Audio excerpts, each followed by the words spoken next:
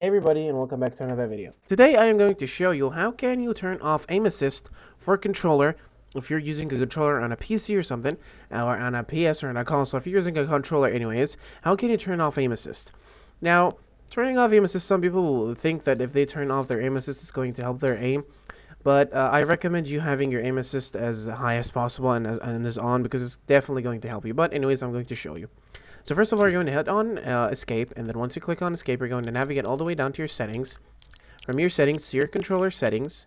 From your controller settings, now here's the trick.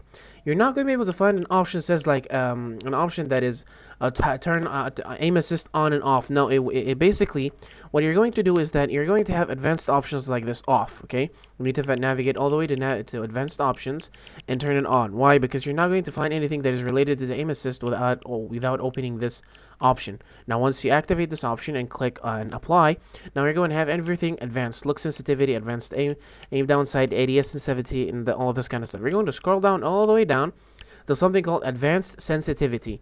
Now over here, aim assist strength, you need to make sure, if you want to turn off your aim assist, to make sure this is as low as until 0. Once you have it on 0, there we go. Aim assist is turned off. You don't have an option that says aim assist on or off. You just have aim assist strength. Now, once you have this on 0, aim assist is turned off. If you have it on 100, aim assist is turned on. It's fully assisted.